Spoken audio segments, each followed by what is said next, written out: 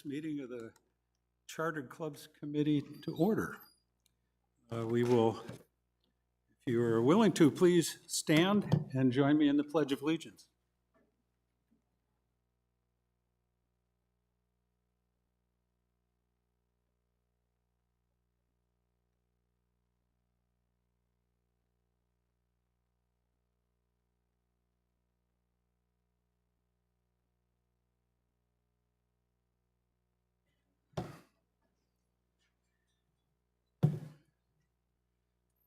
All right, we do have a quorum, so we can get through that. And I will read the Governing Board Committee Meeting Procedures Statement, which is part of every meeting now. The Governing Board conducts all of its meetings, including committee meetings, in compliance with Arizona open meeting laws per ARS 33-1804, and in concert with RCSCW bylaws, policies, and standing rules. Parliamentary procedures, as outlined in the most recent edition of Robert's Rules of Order, will also be followed, consistent with Bylaw 3.07, Procedures for Owner-Member Meetings, and Standing Rules number 2 and number 3. All questions and comments are directed to the committee chairperson. All comments are entertained at the discretion of the committee chairperson. Speakers shall state their name and member number and speak in a courteous manner. The committee chairperson may limit commentary time and the number of commentators and speakers on any issue. The committee chairperson may also redirect commentary at individual agenda items to the general guest comments agenda line item, except when the committee has discussed the agenda item and a formal vote is to be taken. All fire and room safety precautions and regulations are strictly obeyed at all meetings per the guidance of the Arizona Fire and Medical Authority. The committee chairperson reserves the right to adjourn any meeting if the safety of the committee, meeting attendees, or others is deemed at risk, or if there is too much disruption to continue. After one verbal warning by the chairperson, the committee chairperson also reserves the right to ask any meeting attendees to leave any meeting should their behavior be deemed dangerous or unacceptable. Disciplinary action may follow.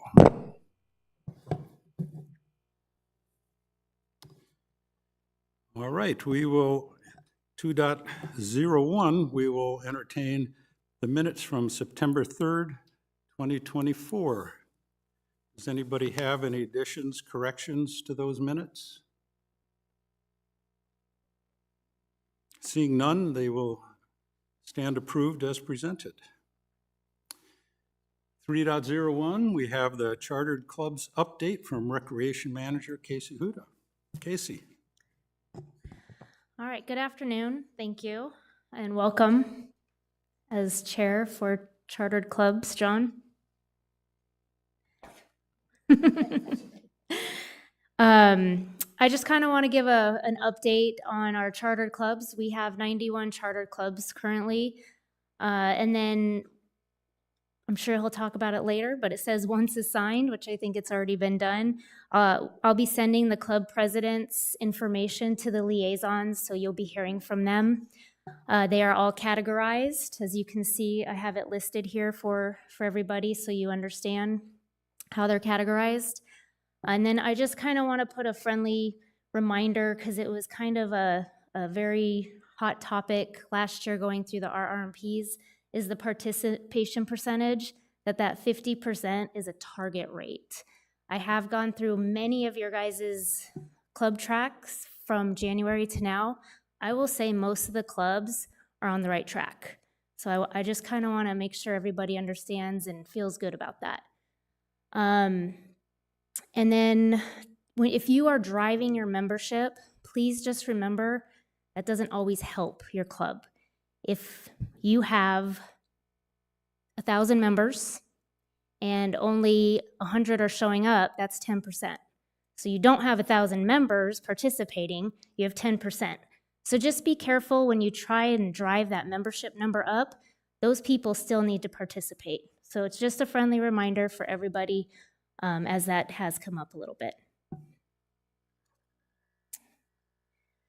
And then some friendly reminders. Katie O'Grady, who oversees our IT and makes sure that our website is current, we made a list and we went through a bunch of the clubs. Just friendly reminder, if you have personal information out there, you might want to remove that. There is some clubs that have outdated information as well with old officer personal information. So please go through your website and make sure you're not one of those, okay? And then, okay. When having events, it's extremely important to have a strong line of communication with our leads. In every email that I send, I always attach the updated contact list. You will see there's going to be a couple of new leads that have been added in the next one, which will be tomorrow. And just please give them your friendly welcome. I'm excited for this year. We have some really good new staff all across the board. And maybe you can meet them at the newcomers if you guys are in attendance on Wednesday, October 23rd.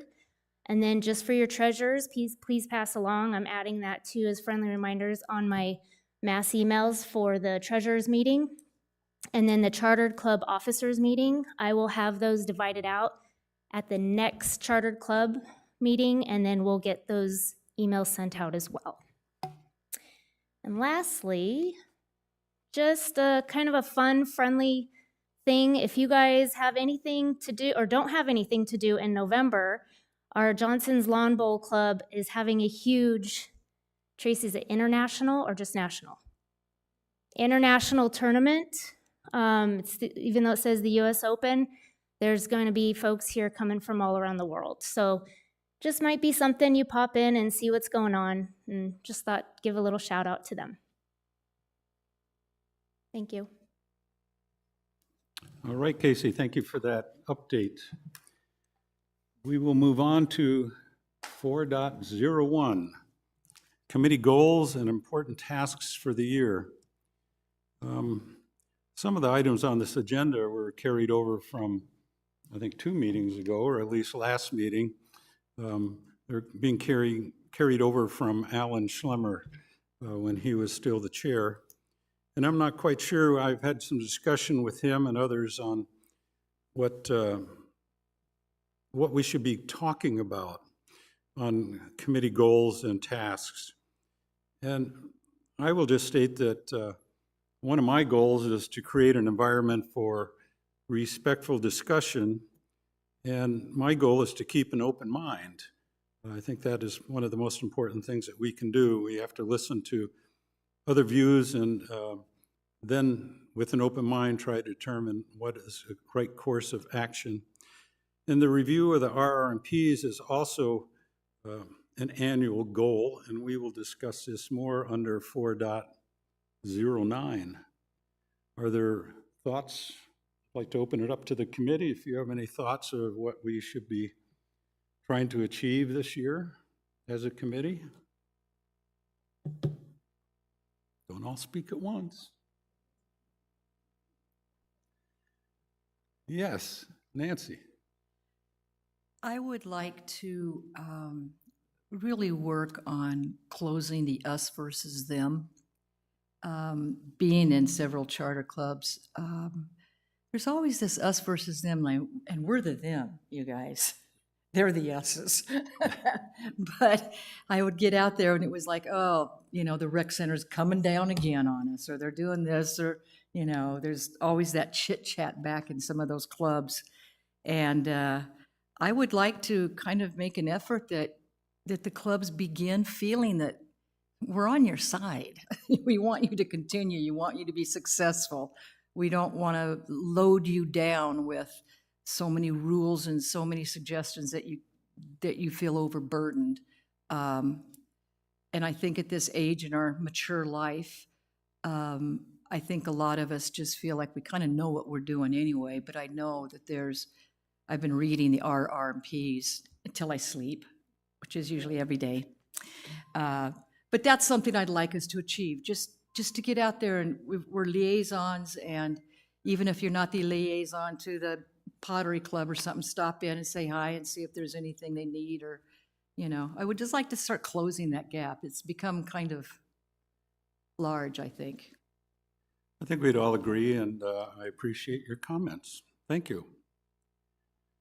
If there are no others, we will move along to liaison assignments. Again, this is an interesting group. I'm brand new.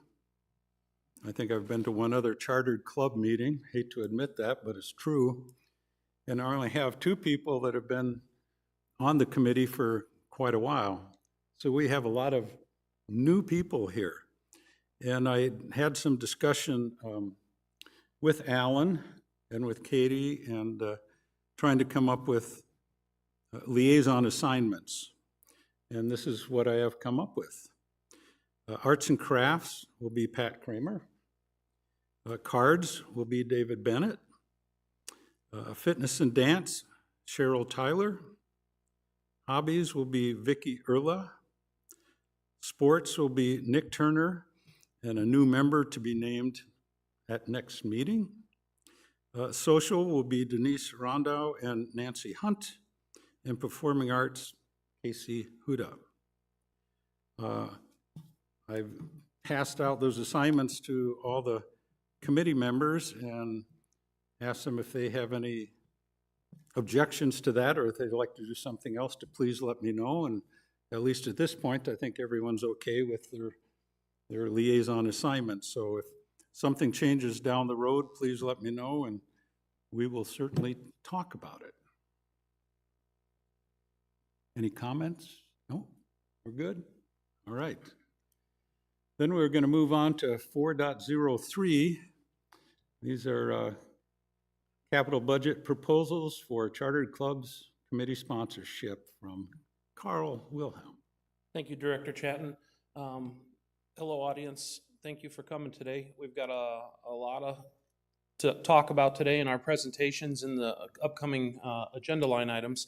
And I just wanted to do a little lead-in to project planning process, so it makes you aware of what we're going to talk about over the next few months with this committee as the sponsoring committees to a few of these capital project requests from the clubs are going to be working through. And just know that as a capital projects manager, each year members, clubs, governing board directors, and staff bring a handful of items to the table for consideration for being implemented in our capital budget year to year. Some of these items are simple enough to put on a proposed budget and have the governing board approve or disapprove. If they get approved, a lot of them get accomplished the next following year. Some of these projects, though, take a little bit more time, whether they're multiple year discussions, maybe the first year, as we're going to hear today, some of the capital project that we'll be planning as proposed. I'll be sharing that this first year is about planning and documents, making sure that the areas that are being requested for expansion can be done. In one of the agenda line items today for softball, just a little piece from me talking about how that request interacts with some of our policies on naming rights and things such as that. So today we have 3 wonderful clubs coming up to give presentations. In July, Casey Huta was presented with CR13s from Glass Enameling for an expansion of their club, and they're going to give a presentation for that. Clay Club came with a CR13 for expansion of their club, and for these 2 clubs, I have done some preliminary homework that if the committee chairpersons needs any additional information from staff or myself as the project manager, I'm happy to be able to help and guide and give the best information that's factual as possible. And then our last agenda line item on these CR13 subjects, the softball club came with a couple of requests pertaining one of them to a new scoreboard. And that discussion is going to open up some conversations for the governing board to consider about naming rights and funding. So again, I'm available here at the chairperson's direction to give any more advice that I can to help support the information that the clubs are requesting. The due diligence that I've done in advance for both Glass Enameling and Clay Club is I've invited a architect. So I get these requests July 1st, by the way, and I have the summer to consider, think about, just involve other staff members. Our general manager this year has been a little unique. Stephen Erno, our new general manager, arrived in September, and so we've had a little time to discuss it with the interim general manager, but ultimately the responsibility lies in between the GM and myself in making sure that we're making good decisions before it gets on the general manager's official budget. So I've had the summer to consider the CR13 requests for both Glass Enameling and Clay Club. I will mention that there is an opportunity for these presentations to be carried out, if you will, but the unfortunate part is it affects other clubs. Expansion is never easy.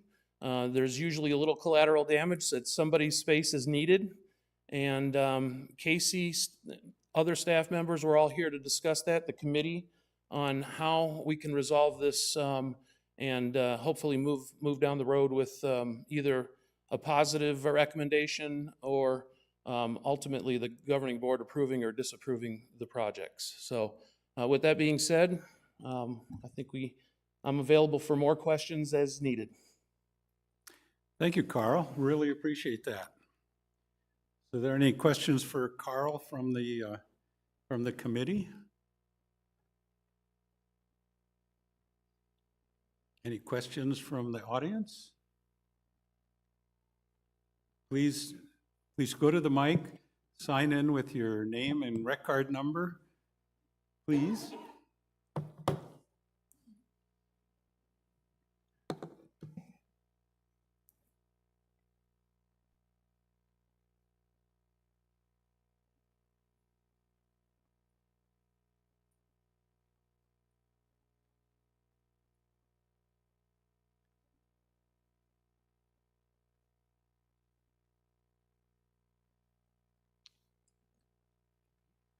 Carl, my name is Jim Kane, and I'm with the Camera Club.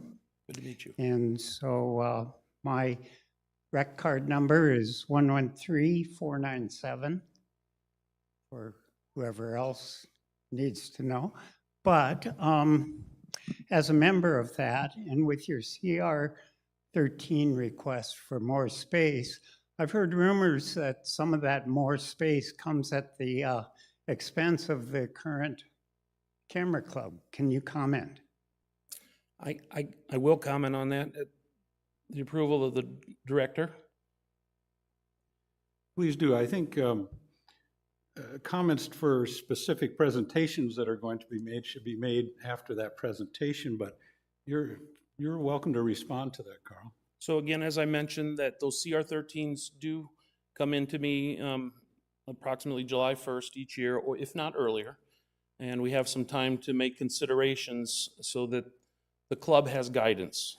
We try to stay as neutral as possible, and in this case, in my professional opinion, the opportunity for the most cost-effective at today's point of the conversation is that both clubs being on each side of the photography club, that an expansion would probably be best met by relocating photography. And I don't have any solutions to exactly where or how. We've had discussions on possibilities of relocating photography to possibly participating in the Computers West facilities at Palm Ridge. So those are the facts that I know. Those are the recommendations that that we're having today, is that from the most economical opportunity to make expansion, that the photography club caught in the middle is the one that would need to be relocated. And I'd be happy to talk more about that later after the presentations. Sounds good. Okay, I just wanted to hear it from you. And I wanted to just voice an opinion. I'm just a member. And so I believe the photography club is content with the facility they have.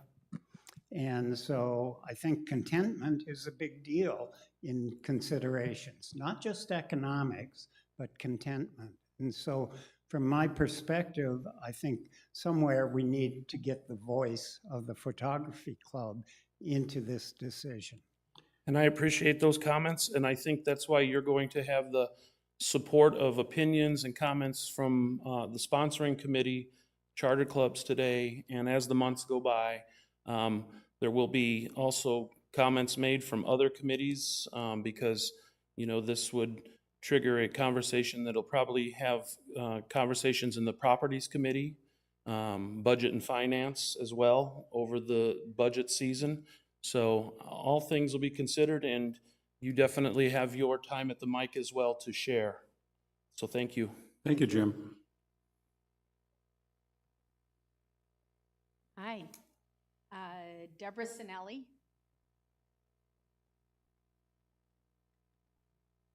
One, two, three, 357.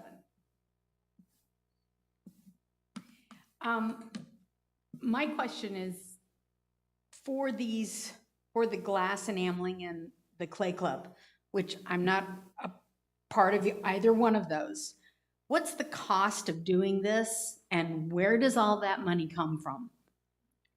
So these particular CR13 requests, like most CR13 requests, are what we call new capital, new projects. They're not repair and replacement conversation where we have a tool that tracks all of our assets and we have a useful life associated with it that we've already saved the money for. In the case of a CR13 request, or maybe a community member or staff or governing board where they have a new impromptu request, we have allocated funds that we put in our reserve study programming, if you will, for new dollars. So each year there's a certain amount that we have for new dollars. Sometimes it all gets spent on new items, and sometimes very minimal amounts get spent. But whatever doesn't get spent eventually is just a byproduct of going into our reserve fund. So new is new. It always presents a new conversation, and it is a different kind of impact than what we've already saved for on the assets that we know about. So this is why we take these extra steps of presentations, the committee having to discuss it, multiple committees, and then ultimately budget and finance, and then the governing board. Do they want to spend new dollars on a capital request? Do the clubs help pay for this? Years ago, the history was that happened. I think we're in a season today that is not the case unless the club is bringing that up and the governing board takes that under consideration. I don't really take that into consideration personally as the project manager. So do things like this affect our rec fees every year? Are they going to go up again this year because of all this stuff that's going on? I can't answer. That would be an accounting question. But like I said, every year there is a certain amount of funds that we have, let's just say, as a allocated placeholder. Would that be fair, Cliff? So, and I would say in this capital budget, we're somewhere in the $900,000 range, or Who's Cliff? Cliff is our CFO. Can he raise his hand? I have no idea who he is. Thank you. And because this is a future proposed budget, we would allocate those amount of funds towards new. So Based on what we already pay? let's just put an example like this. If a new building was requested for $5 million, we do not have $5 million just allocated for a new building. It would go through the whole budget process, and then we would see how that affects all of our other funding income to be able to support that idea. And if it was a yes, then I'm sure it has some effect to our dues, income, yes. I'm not being mean, but you talk like a politician. You don't answer no, the ma'am. question. No, ma'am. I've asked specific questions I and stated I've very got no factually, specific answers. New capital directly affects how the budget is created. That is a fact. Thank you, Thank Deborah. I thought Carl did a pretty good job stating that. I think it takes one of the reasons this is such a long process is because we have to look at all different aspects of it. Who's being affected, what the costs are, what other costs that may offset. And we're not taking money out of current year budget. We're budgeting into the future so we can plan for things like, well, let's try and keep our rec fees flat if we can. But I mean, it's a long process and it doesn't happen overnight. And this charter committee certainly doesn't dole out any funds for anything. It's just part of a process. Thank you, Director. Thank you, Carl.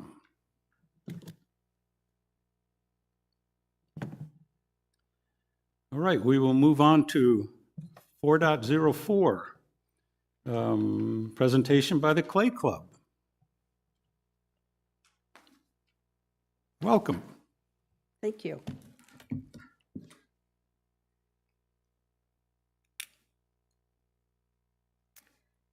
Good afternoon, Charter Club and members of Sun City West. I'm Lynn Kellis, and I'm the president for the Clay Club. I thank you for this opportunity to speak about the expansion request.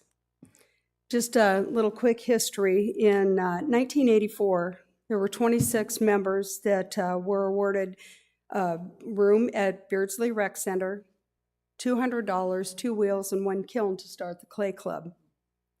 In 96, the club grew to 6 wheels and 4 kilns and quickly grew larger than the facility.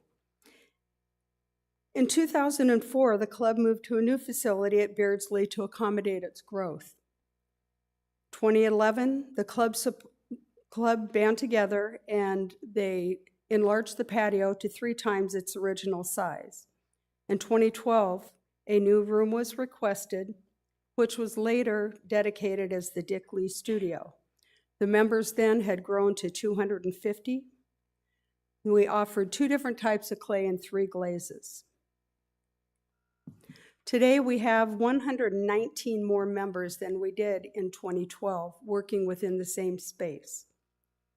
The current club maintains 8 kiln, 1 gas kiln, 18 wheels, over 30 lead-free glazes, 5 types of clay, and our current membership is 369 people. However, we only have 290 lockers. Our current wait list is nearing 100 people, and our wait time for someone to join is almost 1 year. In the first 4 months of this year, 2024, Clay Club had 9,706 check-ins. Numbers in April were reduced slightly because we stopped allowing people to make anything in clay in preparation for our closure. We had some new floors put in. Also in June, our numbers are down a little bit for the same reason. We weren't anticipating opening until the middle of June. The current space restrictions have resulted in overcrowding and turning away active members. During our busy season, we are forced to turn away our members because there's not room, so they either work at home or don't work at all. Clay Club is unable to offer lockers to 79 of our current members. We are requesting additional space to accommodate growth and offer lockers to existing members as well as incoming members.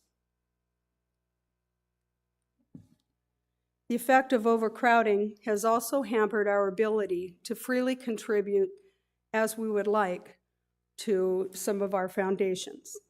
Clay Club contributes to our Sun City West Foundation, West Valley Hunger, Luke Air Force Base Smash Room Therapy, and Benavia, serving West Valley adults with disabilities. Clay Club is requesting additional space for a new classroom with 2 sinks, room for a knee wall with electricity for 6 wheels, cabinets for material storage, 6 tall tables with 12 stools, and 150 additional lockers to be installed in the Dick Lee Studio, so allowing current members to actually be able to get a locker and for additional growth. This concludes my presentation. I thank you all for your time and welcome any questions. Thank you, Lynn. Anyone on the committee have a question or comment? Nancy? Lynn, how many square foot, what's the square footage you're asking for? I'd have to ask Carl that. No, that's what I figured. Carl will know. Oh, yeah, okay. So you're also requesting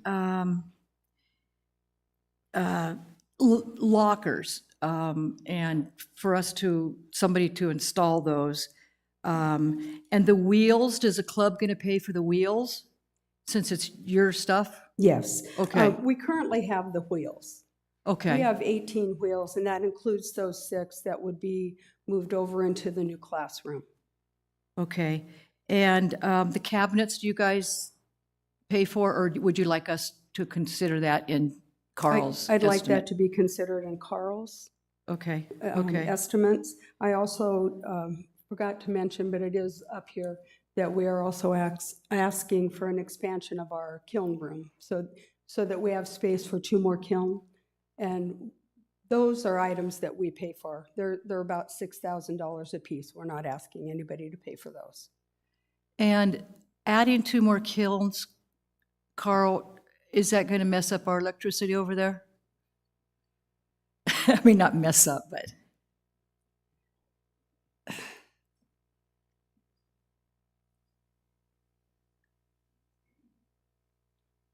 So again, with this request coming to the committees, architectural team will determine that, yes, additional electricity will be needed. Yeah. Exhausting, space, and then the structural, demo and reframing, drywall, all those components to support this request for both clubs that will be presenting today. So And yes, there's an impact to That's what I every thought. aspect of construction that would traditionally build a room out.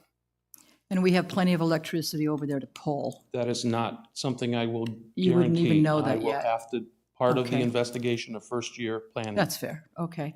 Lynn, we have a year-long wait of people coming in. How many classes do you run? How many teachers do you have? Tell us about that new member Right. process. Currently, in the first part of the year, we tried even doubling up on our classes. It was too many people in the classroom to be able to do. We can only do 4 to 5 people at a time. Anything more than that, it's too crowded. It's too crazy for teachers to be able to work together and working with that many students. We would like to run double classes. We don't have the space to do that. Another issue is that as soon as all of our friends come back, as they are now, it gets very crowded, and that's when people don't even have a place to sit down right now with even single classes. What it does with double classes is it not only takes a lot more room, but when we try to fire through the kiln, because there are double classes there and they get priority of getting their work done, the other people are pushed back because we don't have enough kilns to fire all the work that we have. So it's kind of a double-edged sword. We need the extra room to bring on another set of classes. We have the teachers who are able to do that. But we also have to have the extra space for a couple more kilns that can accommodate for the extra work that comes out. And I would guess you're extremely short on space of people coming in and just spreading out and working. Yeah, we have a rule. You have to have 2 people at a table. Yeah, it takes a Yeah. lot of space. Yeah, it does. And it's a little crowded, but everybody works it out great. They've got good attitudes about it. We're in it together, and that's fine. They're really good with 2 people per space. But it got so tight this last year, we used to have a little table between a couple of rollers that we have, that we had to drag a big table out there and put it in between and then put people on each side of that table just to have a little bit more space to accommodate our people, and we're still turning people away. Are clubs allowed, this might be for Casey, because I'm new to this, are they allowed to say we can only take 300 members or whatever? I don't know that answer. There was never a rule put in place, Yeah. but for the safety and hope from, in this case, them, it's probably best. So it's just like that membership, driving your membership, what I was talking about earlier. Yes. Kind of falls in line with that as well. There's some clubs that have too many members and they just take them on because they want to feel powerful. Whereas they cannot take anybody else, but yet they need more possibly space or some kind of plan ahead. Because what they use is dedicated space. So that's the difference too, is clay club, glass enamel, photography, they all have dedicated space. Nobody else uses that room except for them. So with that being said, Lynn, I'm sorry, I don't know your guys' hours of operation off the top of my head, but that has to be taken into consideration as well. If they expand that so they can allow more people in, or do they not do that? Is that something to discuss? Is that something that a club or this committee or anyone would consider? Clay club's topped out now at 300. Check with us next year. I'm just wondering. You're at more than Clay 300. club, I think if you opened it up, that whole end to clay club, they would fill it, I believe. Yeah, we're currently at 369. Yeah, that's, And each year, it happens each year. We have about 50 people drop off and 50 more come back on. So it's not like it's all of a sudden going to open the floodgates and we have 450 people. It doesn't work that way. yeah, I was wondering how many Attrition. drop off Yeah. every year too. Yeah, about For 50. different purposes. Yep. Well, thank you, Lynn. Thank you, Yeah, Nancy, for the that's good. questions. Thanks, There- Lynn. We will be, Oh, Dave's all these presentations, we will be taking under consideration, so there'll be a lot more discussion. Nick? Yeah, sorry, I've got Nancy asked most of my questions, but I've got another couple. We've been on the property committee. How many extra members would this expansion allow? Well, it would depend on how large they could do it. Primarily, the hope is that we could get double classes going. So I would say it could probably bring on an extra probably 40 people. Right, so that's 40 out of the current 100 waiting list. So it's not solving a long-term problem, is it? It does not take everybody off the wait list, but what it does is you have the 50 that drop off, and then that allows us to bring in more. Yeah. And just to raise the question of hours of operation again, if, for example, the recreation centres could be persuaded to staff Beardsley on a Sunday, would that alleviate some of the pressure? It may, I'm not sure. I know that Clay Club was, years before I was there, was open on Sundays. It's not anymore. We're open 6 days a week as it is, and we are 8 to 4 Saturday, Monday, and Friday, and 8 to 8 Tuesday, Wednesday, Thursday. Right. If you were to go 7 to 9 every 5 days a week, would that suit the membership? Or would that allow you to get more? I don't think that would make a difference, really. Okay. Thank you, Nick. Anything else?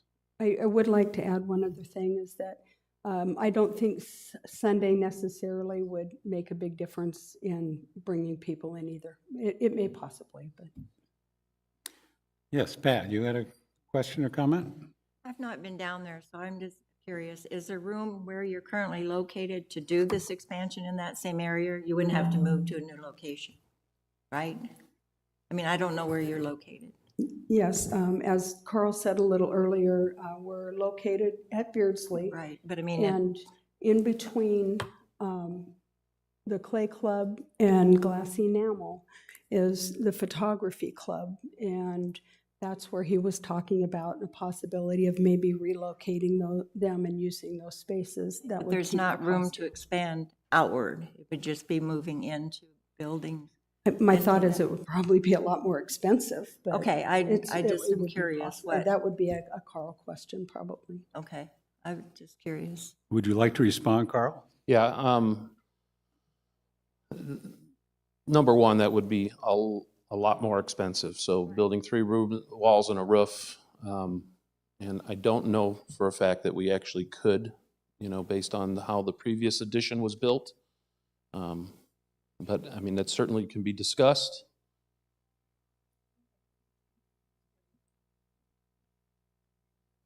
All right, thank you. Any other comments or questions? David?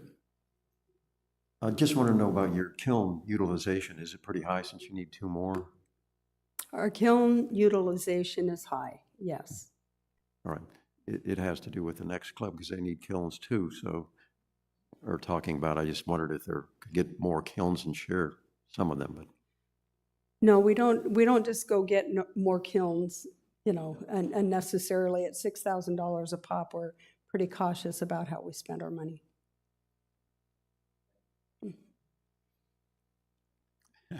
Nancy, you have another comment? Of course, I've been on property for years, so Carl, we talk the same language. Is there any thought in the club to people being a bit limited in how much they can produce? Producing pottery is great. You got to do something with it, obviously. But is there any ability for the club to look at and say, you get 4 projects this month? Or something. And I know that's a lot of following along and that kind of stuff, but I also know that a lot of people come in early and they get their space and they're making a lot of pottery. And you know that. I was in clay for 8 years, so I know. And I'm just wondering, some of the other clubs have that problem too, of just certain members get in and they just take so much kiln time and so much clay and so much table time. Any thought to that, Lynn? Yeah, we have policies around that. We do have, and of course, like any other club in Sun City West, you are not going to come into the club for your own profit only, to come in and set up a shop and mass produce in that way. But our policies also state that, especially in busy times, but at any time that our kiln people feel that someone is putting a lot out there and pushing other people behind, they have the right to say no. You wait at the back of the line. So it's not like Betty Lou comes back from Wisconsin and says, I'm going to just make all these things so I have all the stuff to take home for my family and different things, and she gets to push everybody out of the way. No, we don't. We then put a limit on. Have you ever talked to any of your members and said, done that? Have you ever done that in that club? Done what? Not just push them out of the kiln line, but to sit down and talk to them and say, you're really producing a lot of pottery here. Yes, we have. Okay, that's all I was asking. Yes. Thanks. Thank you. Thank you much. Yes, Denise? Even if you extended your hours with the limited kilns, that wouldn't help, I'm assuming, because you'd have a backup on kilns, correct? Exactly, yeah. Okay. Yeah, and the kilns are on a schedule, and they run 14 hours. So it's not like we can just say, okay, let's do another run. All right. Are there any comments from the audience that they'd like to entertain? If not, thank you, Lynn. We really appreciate it, and we will be taking this under advisement, and there'll be a lot more chance for questions and comments as we go through the process. Great. Thank you for your time. You bet.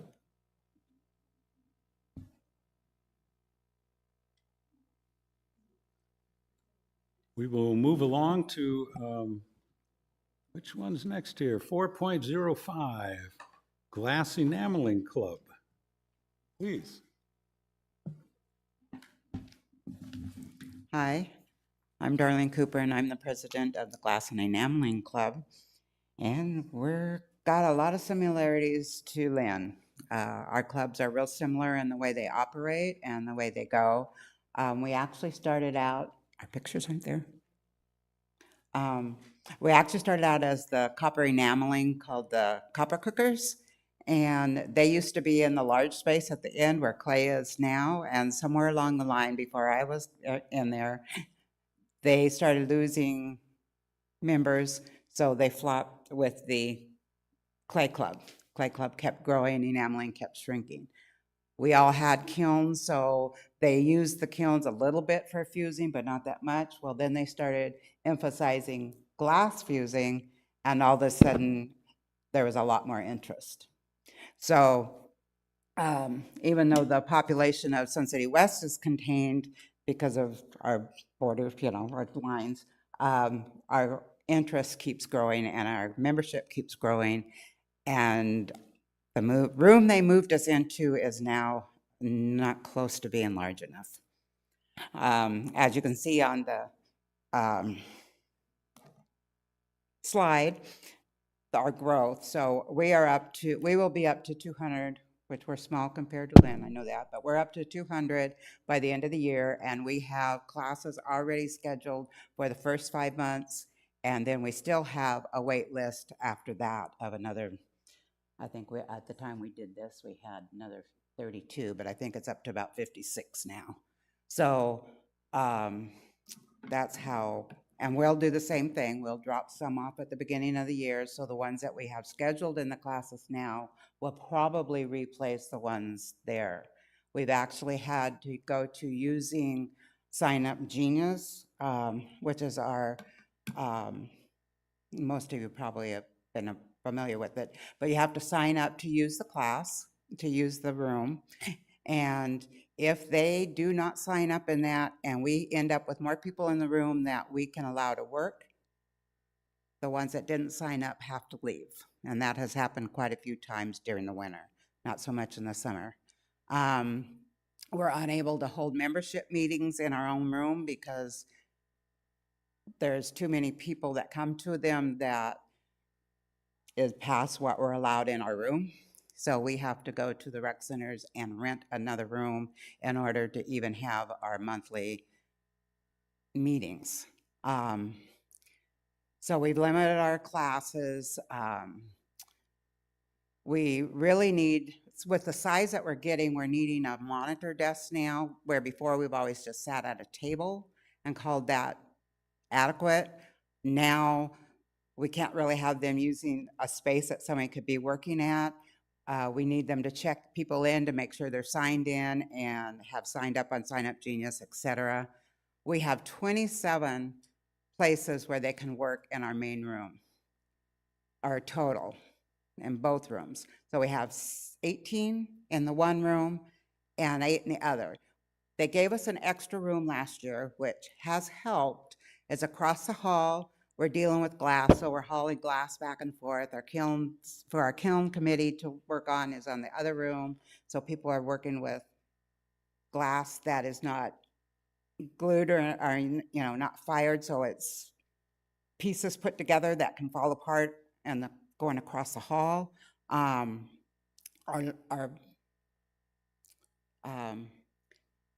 lockers are the bottom cupboards in our rooms. So we've got them divided into 4. We have 2 shelves. Each person gets a half of a shelf.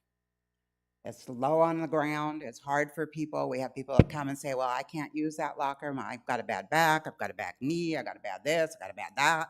So we don't have lockers that are adequate for our population. And, we're a little bit, past the age of being able to roll around on the floor. And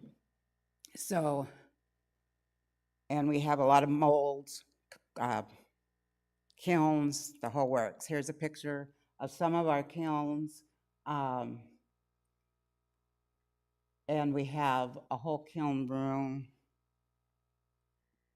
Oh, I guess I thought I had another picture of kilns. Probably at the end. When I got it sent to me, all my stuff was on the end. So we do have electricity problem.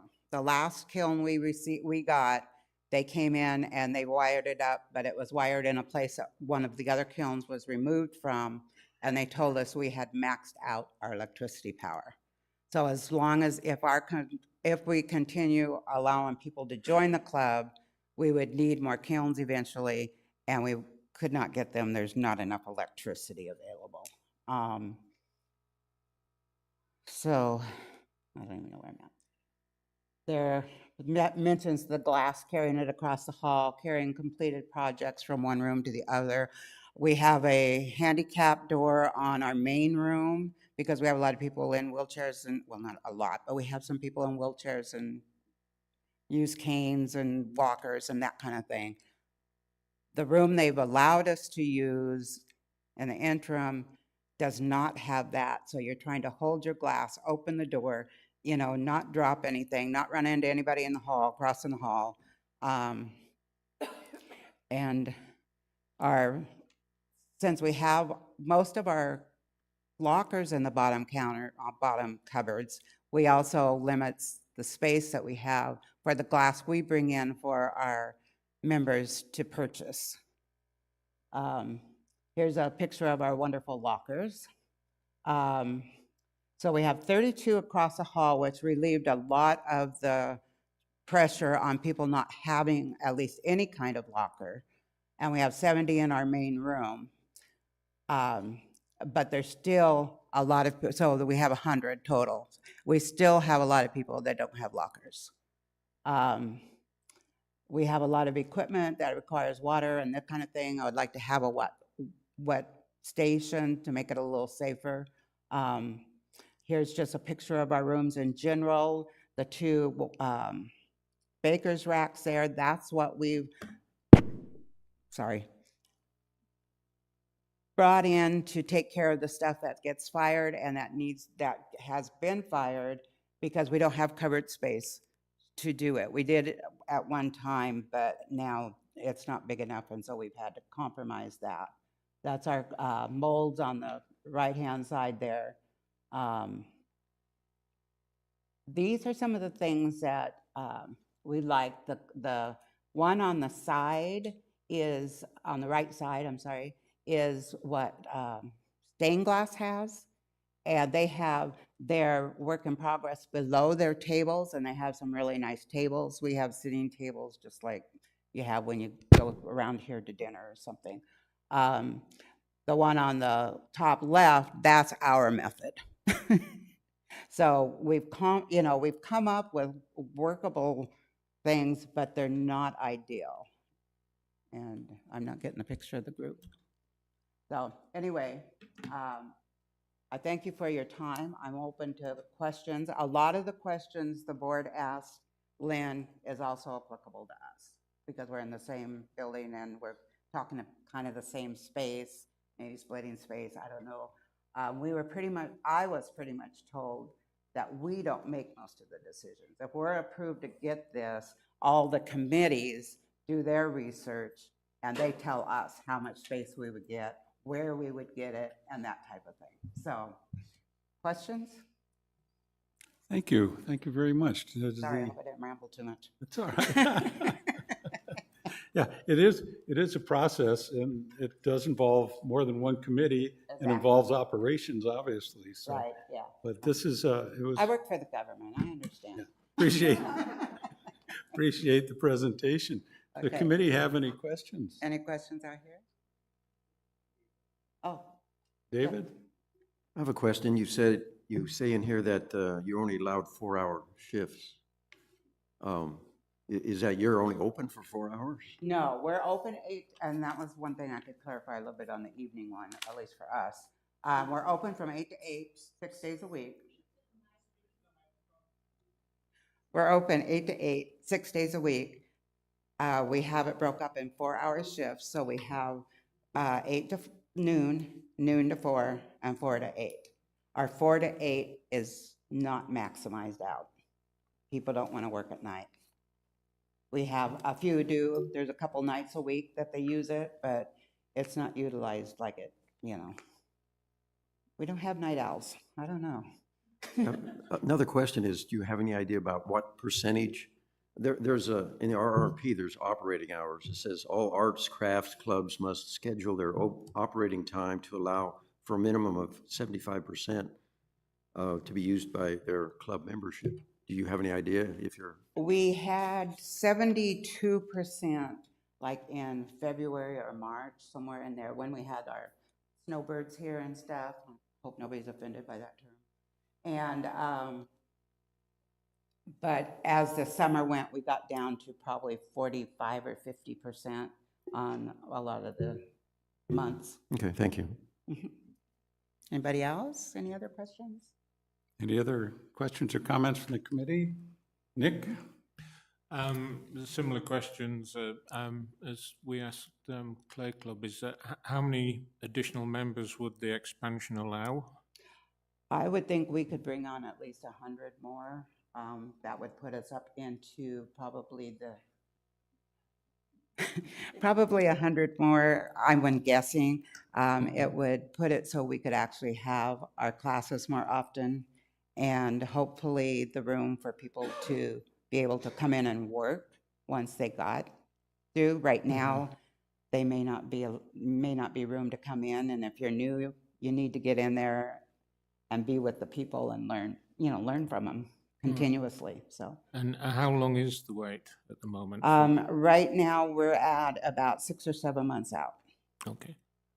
And would you also be able to contribute to things like additional kilns and?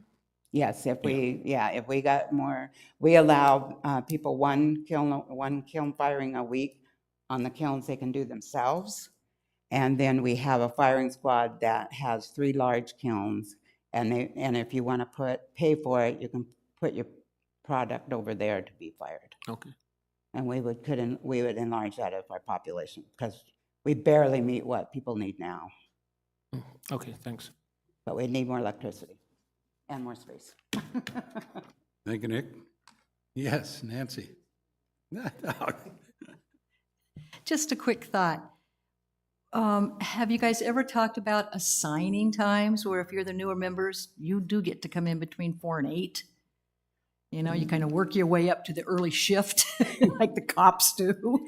Well, the problem we have with that is it would have to be 2 of them at least go in. They can't be in there by themselves. And so, if the whole class maybe wanted to extend on, but it's important for them to be in with the population and learn from the people who have been in there a while and ask questions and get comments on what they're working on. And that's part of the problem, having a separate room, because most of our newer people are in the adjunct room. We call it our classroom because it has priority for classes. And then most of us that have been there for a while have lockers already in the main room. And so they're still kind of being separated from us, but most of them are pretty good at coming over and asking questions and stuff if they need it. So you want to keep that new room where the porcelain painters were? That all And then- depends on the decision of the rec Okay, centers. I was If they just feel wondering like if it they was can give on us enough space and it would work, we don't like having our groups divided. We're supposed to be social as well as everything else, and it's not really conducive to really socializing. They feel kind of separated and like they're They being could get ostracized. microphones like these, and you just push the button and you talk. Teasing you. Yeah, You have a comment I on can that, bump Carl? into it. I can understand that separation is not good for your club. Yeah, so. You have a comment, Carl? Yeah, in my preliminary review of the opportunity that the photography club offers us, it's about a 2/3 to 1/3 separation, if you will. And again, that's based off of the most economical way of approaching this. So computer clubs has a larger room, and then they have a room that's about 1/3 the size, which is their computer side of the room. And I've already had discussions with the Clay Club on just understanding what their CR13 request was all about. And I'm going to say the most economical approach would be to leave the wall between the photography club's rooms and provide an opportunity for Clay Club to take over the computer room with some modifications to a closet. And then basically 2/3 of photography would go to glass enameling. with the idea that, yes, the interim room that they've been afforded would be given back to the rec centers for the purpose of rec center needs, meaning it was always a porcelain painter's room for a long time, so it's not like we've changed anything or anything was taken away from the rec centers. But as the rec centers at Beardsley grows, I mentioned this in the properties tours this morning, that it would be in our interest to have that room back for the purpose of storage of like a stage and other facility needs. If that doesn't happen, it's not the end of the world, but that was the thought process from a staff perspective. So about a 2/3 split of photography, 1/3 for Clay Club, and then 2/3 for glass enameling. Thank you, Carl. You good? Any other questions, comments from the committee? If not, are there any questions or comments from the audience?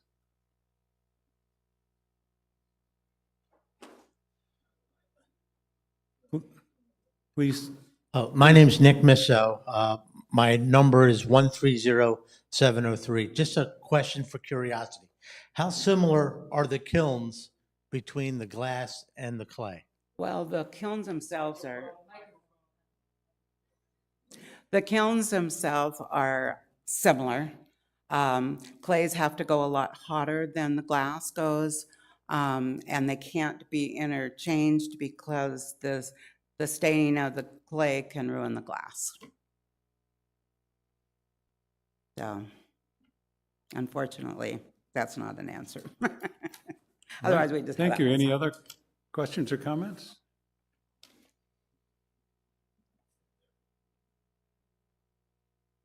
Just please state your name and rec card number. Thank you.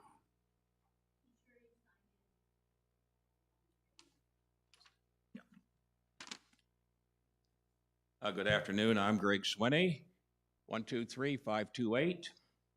I'm currently the president of Photography West Camera Club, and thank you for this opportunity to briefly speak. I must say that our club members did not know our space was so coveted. The Photography Club is a very vibrant, active club with up to 400 members a year. We are unable to get all of our members in our room at any one time, so we have to carefully schedule activities so our rooms are not overcrowded. The rooms within our club have different uses. We have a classroom for classes, the studio for portrait and close-up photography, a room for digitizing photos and slides, and a larger room that we have is used for small meetings, dry mounting, matting photos, displaying exhibitions, and copying 8mm and videotapes. Members of our club have many diverse interests, and the club space is provided to meet these interests. We do need the space we have, and we're making good use of it. Like most clubs, we could use more space, but we're making the best of what we have. In fact, we gave up the room across the hall just a few years ago to help out the rec center. The club provides services to our local community. I wish to request 10 minutes of your time at the next scheduled meeting so we can present on what we do. I invite you to stop by and visit our club facilities and see what we do. And thank you. Thank you.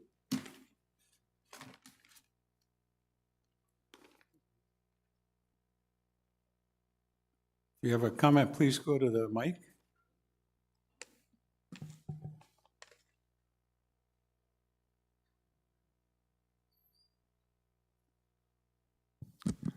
Again, you've seen me before, so Jim Kane, 113497.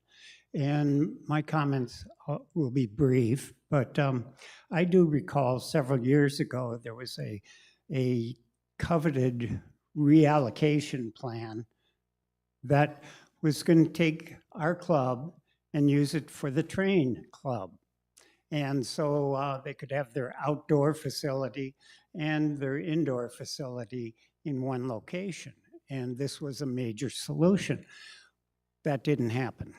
And my point is that I do hope that in the solution decision that somebody comes to us and says, is this solution viable for your club's needs? Because coveting somebody else's space is one thing. Trying to make a useful permanent location for a club is worthy of some discussion. So my point of view is that get us involved. Thank you. Thank you. Good afternoon. My name is John Obradovich, former president of the Photography Club. And thank you for the opportunity to talk to you today. 105963. The big thing about our club is we are a service club. We provide a service to the rec center, taking portraits. We have a big group of photographers that take care of Happy Camp and a huge staff of enhancing these images. We take care of clubs' requests for photographing their facilities and their activities and taking their pictures and putting them to music. We're recognized statewide with 16 other clubs. They send images to us to judge. We're also involved with Photographic Society of America worldwide. We do judging of images worldwide. And we are definitely a community service club, to say the least. A comment was made before about the computer club and our computer room. Well, that's not a computer room. For us, that is a classroom. And if you look at the computers at the computer club, which I've done, and look at our computers, because this is photography, it's like comparing a smart car to a GMC diesel truck. So we would appreciate next month to be able to make our presentation, and can we work with somebody to look at our facilities before final decisions are made. 6-7 years ago was talked about expanding our building. That was never done. It looks like it's needed now. Thank you. And I've got to take my wife to a doctor's appointment. Perfect timing. Thank you. Well, thank you, John, and you will certainly have an opportunity to make a presentation. And I think it has to be noted that all these presentations are to provide the committee with information that we can use going forward to try and determine what is the best outcome for all the clubs. We're not trying to pit one against the other. We're just trying to get information so we can make the best decision possible. So thank you very much. Appreciate all the comments. Any other comments from the audience? If not, we will move on to 4.06, and we have the softball club. Welcome. Thank you. My name is Nick Misso. I'm president of the softball club. We're not asking for any more space. Basically, what we're asking for is some improvements to existing properties.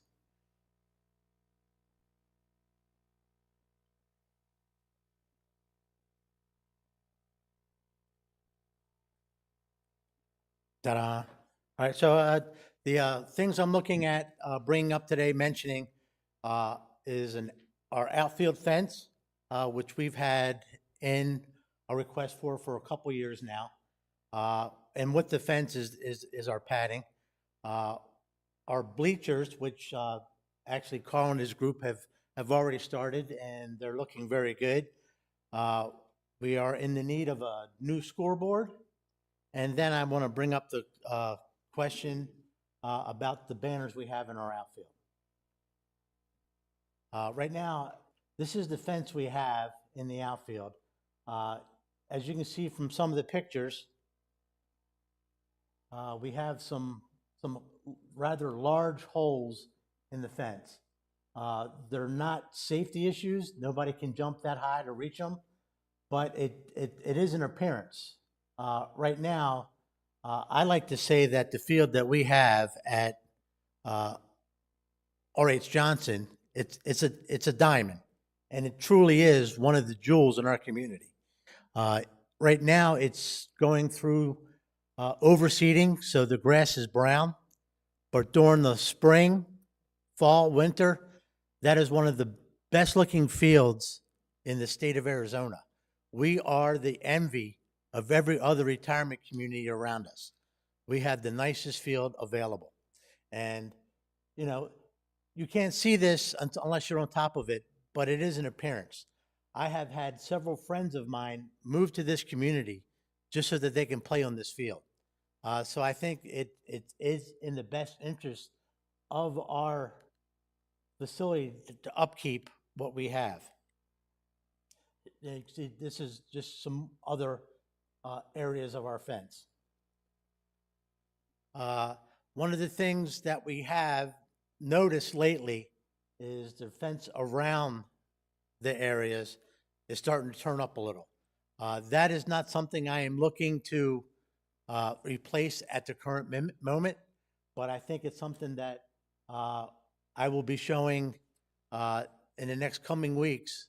We're having some tours at our field that I think in a couple years from now, that might be something we also need to look at addressing, is just the way this field is probably 25 years old. So just the wear and tear of it, it's just catching up to it. Outfield fence and padding. This is the back of our fence. All of our pads are attached to the fence with these large circles, and the pads are mounted to plywood, and that plywood over a period of time is now starting to rot. The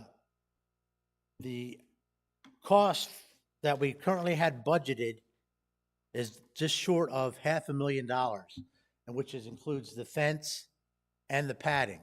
So that's something I really like to try to make sure is budgeted in the next year. As you can see, we're looking at moving our bleachers to make it a little more easier to access handicap-wise. We have a lot of people who like to come to our field who are ex-players who like watching our games. This just allows for easier access to our bleachers. And like I said before, Carl's group is doing a great job of showing that. This is a sidewalk that Carl's group just put in. It allows access to our women's restroom a lot easier from the field, because we actually have a ramp just to the left of this that comes from the field up. So instead of having to walk all the way around now, we have easier access to the bathrooms. So that's a great addition, and thank you, Carl, for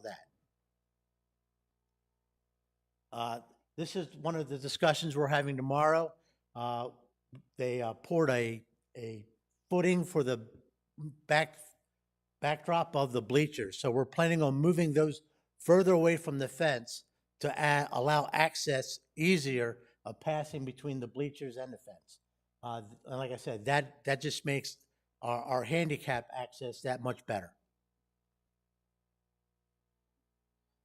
Other thing I like to talk about is our scoreboard. The current scoreboard we have is about 25 years old. It's the one on the left that says Liberty Field. That was donated to us by Pepsi Cola about 25 years ago. We are looking at doing a new scoreboard for Liberty Field, and I actually have a sponsor who's willing to donate the cost of the scoreboard and the installation. Right now, the caveat being, as you can see, it's Liberty Buick. There's an advertisement on the bottom, and it has an emblem in the middle. And I know that is going to be a discussion point for having that advertising on the scoreboard. Because I know some of the new rec procedures are trying to cut down on some of that. But this is a $50,000 investment that wouldn't come from community funds. That would be something totally donated from the outside facility. So hopefully that would be something that we would see as a positive and be willing to approve. And the last thing I'd like to talk about is we have a ballpark. And as you can see, we have a lot of banners in our outfield, just like all major league ballparks. Right now, that is a way for our club to raise funds. Right now, a dozen softballs is about $90. And we go through several dozen a week. So things like this help our club survive. In the past, what was used was we used to charge a lot more for these banners. And we would use those funds to pay for our infield turf. We have an artificial turf on our field if you've never been there, which cuts down on a lot of maintenance, and it's safer. But the original fee for that was close to $300,000, which my club paid for. We just had it replaced not too long ago, and the rec center paid for half of that. So we had a conversation with the rec center several years ago, telling us that we are a bunch of retired guys playing softball, and we shouldn't be looking at raising the funds for our field, which in fact isn't our field. It's the rec center's field. We're just allowed to use it.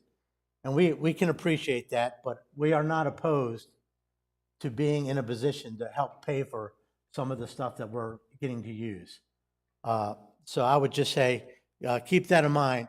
We are, if we can do the fence and the billboards and the scoreboard, basically these projects will cover all of our needs into the next decade. So we'll be in good shape.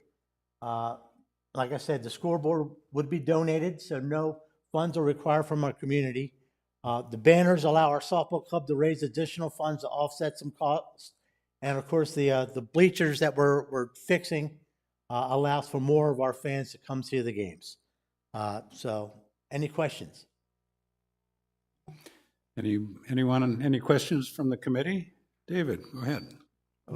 I understand there was a question about naming rights, and my understanding, I talked to somebody that was here at the beginning, and they said that Liberty Field was actually named by veterans or for veterans, had nothing to do with any car company or anybody else. So it's always been Liberty Field. Liberty Buick just happened to, they've got their name on the clubhouse because they paid for that. But I just wanted to verify that that's. Well, that's in true, that's the field was named after veterans. And I don't know who, but I thought it's actually a brilliant strategy to get Liberty Buick to be in contact with our field. I believe Liberty Buick would pay for the scoreboard just to have their emblem up there. And for the naming rights of doing that, I believe that's something that the community, the rec board will have to decide whether or not that's something valid that we can do. Because right now, what the conversations that we've had with Liberty Buick is they would like to maintain those naming rights for Liberty Field for the next 30 years. But if they're going to give us the $50,000, personally, I don't see an issue with it. If you go on Google Maps and look up Liberty Field, it's going to take you to our field. Whether it's named after veterans or Liberty Buick, I don't know if anyone really cares. Any further questions from the committee? Nick. I just have one on the fence replacement, and I'm looking at Carl now. If I remember rightly, that was pushed out to 2 years, so we're now looking at the budget for 27-28 for replacement. So I just conferred Yeah. with our CFO. It is 2029. 29. So, and that was a governing board decision on when we go through our process of anything over 100,000 and whatever the recommendation from the board is, and it was to prolong that until the alignment with AstroTurf replacement of the warning track, I believe. So, as Nick mentioned today, that, yeah, we've had quite a few years of discussion on that fence, and we are not trying to fast track the fence through their request by any means. We're honoring the governing board's request. That's not anything we're changing. But it does align with their question about the crash pads. They truly are rotting away. So the question is that, you know, do we replace the pads, or do we try to extend that life to 2029? I don't think they're going to make it to 2029. The future of the pads are based on the future design of the fence. So all these things just kind of keep compounding. Again, we're not asking for a fence here. From a staff perspective, that is. So, and then the triggering of the advertising for the club's benefit. So all these things, I just want to make sure that are known. And then the final thing in the discussion is that scoreboard. Yes, does the community and the governing board want to, you know, review the policies on naming rights? It doesn't say we can't. But as Nick mentioned, we were trying to trend in the opposite direction of not having naming rights on buildings, because then it's a fairness thing for all clubs. You know, Clay Club wants to put on the outside of Beardsley, you know, the Beardsley Clay Club Center. No, we don't want to do that, you know. But to Nick's point that he does have a funding source, we do have the scoreboard as an asset in our reserve funding tool, and we're prepared either way. But it is important to know that he has a funding source, Liberty Buick. One other comment on banners. This is the final year for their banners. The governing board decided with the general manager a year ago that their advertising runs out naturally at the end of this year. So the club knows that they cannot re-up their advertising unless a decision is made this season to continue on. Staff's discussion so far on this is to approach this from a year-to-year basis and allow them at least to go out and get their banners redone for the purpose of their funding. But again, that is yours and the governing board's decision to make as they review policy. Thank you, Carl. Sounds like there's an awful lot of items to be talking about. And before I answer any other questions, one of the other issues is going to be if we do lose our banners, those pads in the outfield will look terrible because they'll be sun bleached and they'll be needing replacements sooner. But that's just another issue, and things aren't getting any cheaper. Sure. Thanks, Nick. Questions? Vicki. Actually, it's not a question. I just wanted to suggest, although these pictures that you provided are very interesting, for the new people on the committee, if you haven't seen the softball field up close and personal in your own experience, I would suggest that you go up to the softball field and take a walk around it and take a look at those fences, et cetera, so that you have a personal experience with the field as opposed to just what the pictures are showing you. All right, thanks, Vicki. Any other comments or questions? Yes, Denise. The pad replacements, is that a safety issue as well? No, it's not. I think, I would say it's not a safety issue as long as they remain hanging. But like I said, they are starting to deteriorate in the back. They are mounted to the fence, and they're starting to pull the fence down because they weigh so much. They're plywood backed, and that plywood is starting to deteriorate as well. But like I said, if the banners disappear, it's going to be an appearance issue. What we've been doing as a club right now is we've just been giving them facelifts. We've been painting them here and there just to make them look bright blue. But if all those banners are gone, it's going to be an eyesore. Thank you. All right, thanks, Nick. Nancy? Just a quick question, it might be for Carl. When you put that sign in, it's not messing up with the fence at all, is it? There's not any, No, it's We could- actually, there's actually, okay. let me, I can pull that back up. If you, in the picture, it's actually, there's a spot in center field where there is no fence. So there's two I-beams that come up out of the ground behind the fence that the sign's mounted to. The idea is that the new sign will use the exact same footings that are currently in place. So the fence doesn't have to be moved. The initial thought was it'd be nice to have it all done at the same time, but it isn't necessarily need to be done that way. And I concur. I've observed all the documentation that multiple sign vendors that the club is engaged with to kind of get them to this point. And the things that I challenged them with was, can you provide a sign that doesn't need new infrastructure? Meaning, does the I-beam support the new sign idea? Does the electric that we have out there support the new? There was a moment in time they were considering like an LED television screen in that scoreboard that has been turned down by their own club decision-making, which was an impact to electrical. So they've been quite honoring in the fact that reutilizing the infrastructure that we have for just basically a sign-for-sign replacement.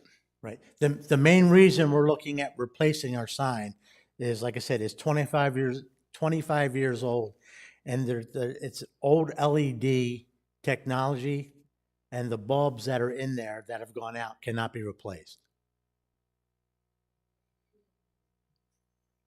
All right, any other questions from the committee?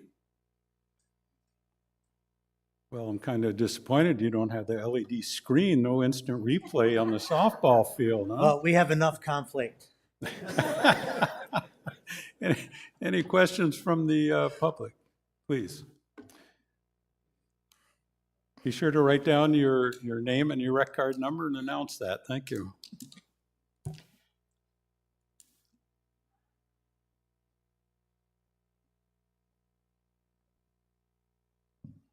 Good afternoon. My name's Tony Perillo, and I'm the vice president of the softball club. I just wanted to pick up on something that Nancy Hunt had mentioned, and that is coming out to the field. On October 26th, around noon, we're going to have our annual Welcome Back picnic. It's open to the community, and it is certainly open to all of the members of the committee. I'd invite you to come out to the field and take a look at what we've got out there.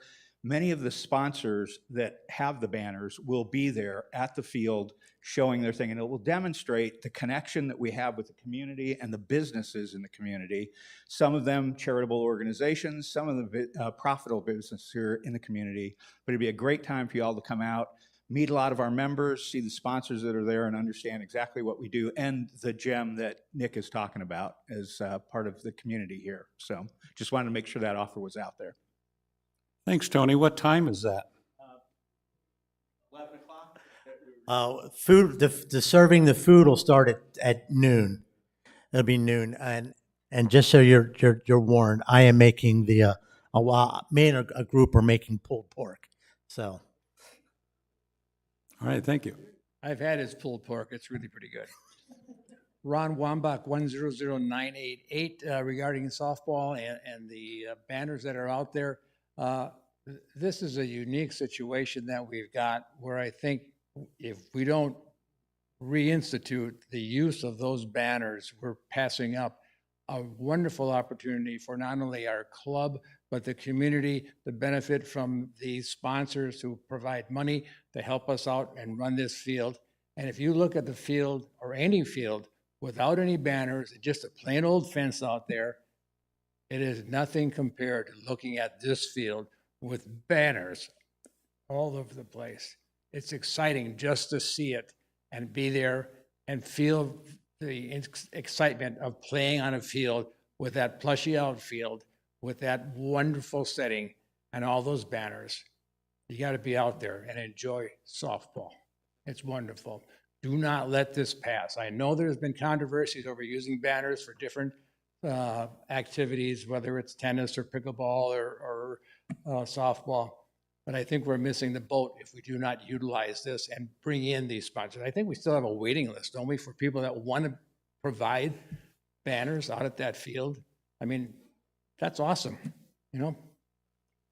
Thank you. All right, thanks, Ron. Carl? Director Jetton, may I just touch on also the bleachers, ADA?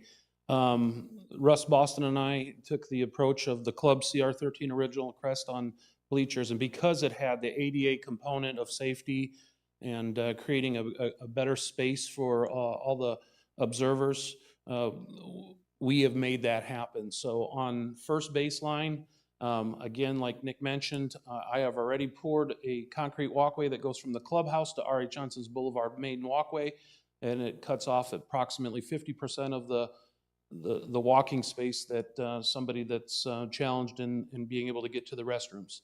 I also poured a pad behind the first baseline bleachers so that tomorrow morning, facilities maintenance and myself and the club, we will be pulling the first baseline bleachers back and creating that space. And to finish that project, we cannot do that modification to the third baseline, and that's the point of my conversation here. Those bleachers are designed structurally to be bleachers as they are on a flat surface, and to fulfill that same need on the third base side, the bleachers would need to be modified. Facilities maintenance is not willing to make that modification for liability purposes, and it would take a much larger review of that space, or maybe other bleachers in the future that are new that can be modified. But at this point, we can't help the club on the third base side, and they're aware of that. All right, thank you, Carl. Chris Waller, 140558. You know, learning today that Liberty Field was an honor to the military is that's something new for me. You know, what comes to mind, the idea that Liberty Buick wants to take advantage of that is fine, but maybe there could be a modification where we still honor military veterans on that scoreboard, or dedicate it to the military veterans, and we could get two birds with one stone. Well, it's interesting because for our American League games, Tuesdays and Friday mornings, we have an ex-military umpire, and before the games, he plays the national anthem with his trumpet. So we are spoiled, and we do recognize that we are blessed as a community to have the veterans that we have.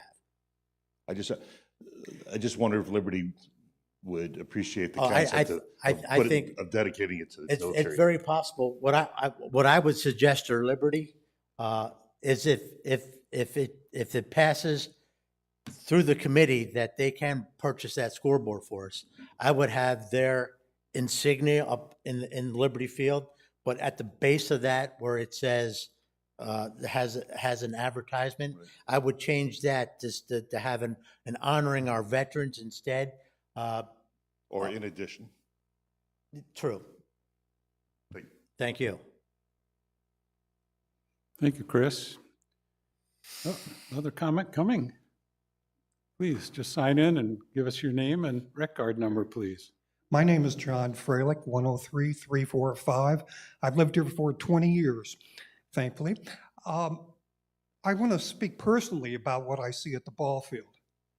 There's a lot of work that needs to be done. I recommend anybody that wants to go there, go behind the field. Go to the walking track that's behind there. It's been cleaned up tremendously in the last year.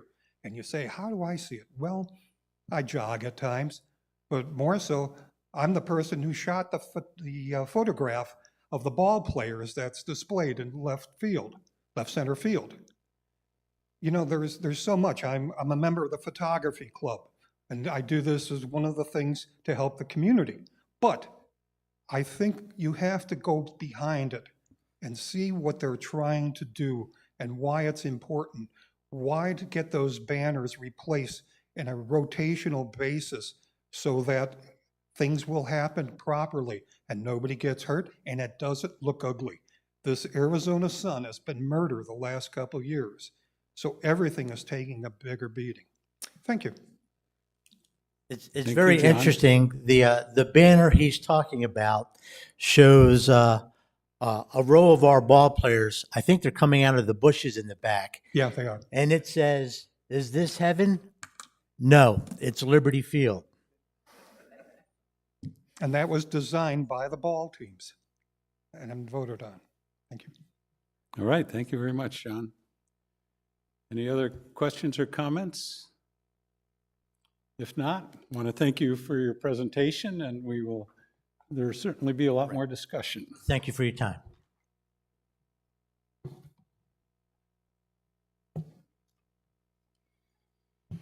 All right, moving on to 4.07, which is RR&Ps Club accommodation request approval process. And again, I'm not quite sure if the point was to try and get more discussion so people are more aware of what this process entails. My comment would be that the process is covered under Chapter 4, Section 5 of the RRPs. And if you're considering an accommodation, you need to study that. I mean, it is very involved and quite complicated.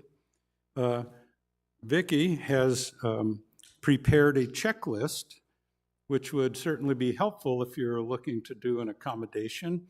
And we'd be happy to provide that checklist so that when you put in an accommodation that you have all the bases covered. As I was saying, the requirements are quite extensive. I'm not, I guess I wouldn't have any further comment or any comments by the committee.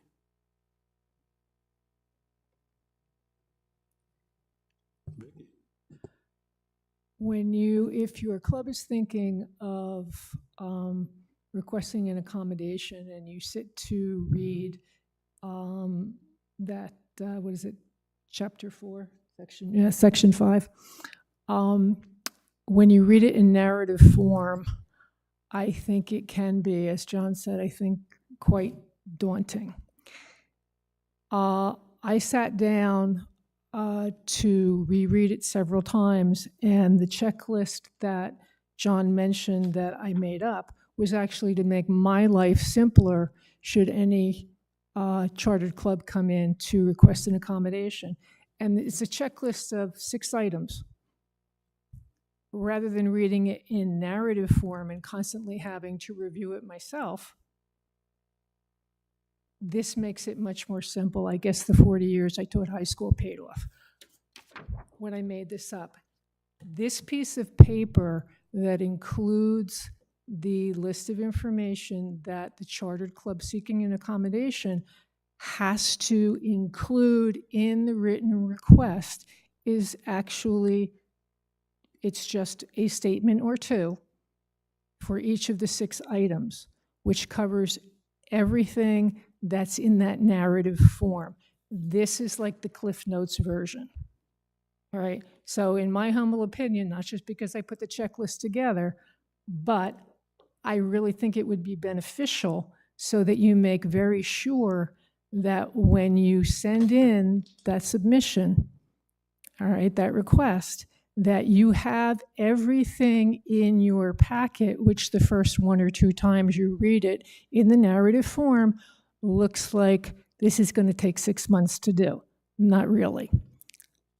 If you get your hands on the checklist and use that, you will be very certain that if you have all your checks on the checklist, you're going to have everything in your packet. So nobody's going to be sitting up here and saying, you forgot number 2, or you forgot number 5. So if I were going to be submitting an application for a request for an accommodation, I would definitely want to have the checklist. We want to thank Vicki for doing that, and I'm sure it'll prove quite useful to anyone seeking an accommodation. Other comments or questions? Yes, Nancy. Vicki, I think that's a great idea. So if they come in and they get this particular form they need to fill out, does that now automatically go with that form? I mean, how do people know this, except if you're sitting in this room? Just as a suggestion, number one on here asks for a detailed explanation of the charter club's objective. All right, why are you asking for the accommodation? And what's the specific RR&P that's the barrier to your chartered club achieving its objective? That's really not a difficult question to answer. If you know what your club's objective is, which I'm sure you will do, and then look at the RR&Ps and find the chapter and verse that says, well, this is the guilty party over here. This is why we can't do, this is why we can't fulfill our objective. Okay, done. Move to number 2. Don't be all involved with the other verbiage that's there. This is simple and straightforward. So I would ask Casey, when we have a accommodation request, do they usually address that to me, or do they come to you first? That was the first one we've ever had because it's so new. Yeah. So I can't really answer that. And that was the whole point too. We got to break the ice. So somebody had to start it. We do have another accommodation coming in the future, but how do they get these 6 questions? Do you want us to create a CR form for it? Do we want to look at, you guys want to look at the RR&Ps and maybe simplify it to that a little bit? It's a difficult piece in the RR&Ps. I sat with them and talked to them about it. It was challenging, very challenging, on top of the fact I didn't quite understand their club fully. That makes it difficult as well, because if you don't know dance, you're not going to know a lot of the things they're talking about. If you don't know softball, you're not going to know what they're talking about in the sports means. If you don't know art, which I absolutely do not know art, I can make a smiley face. You know, there's a whole piece that all of us, I think, on this committee give something back. So we have somebody who is familiar with art. We have somebody who is familiar with sports. We do have people that are familiar with music. You know, so it's extremely important, in my opinion, is if that is simplified, why can't we look at simplifying it in the RR&Ps possibly? That's your decision, of course, but it's I don't know what those 6 comments or concerns are. Well, I think what we need to do is turn over this checklist to operations and have them look at it and see what edits they feel should be made, or if they think it's good the way it is, or maybe they'll think we shouldn't use it at all. But I'm I happy. think, yeah, sounds good.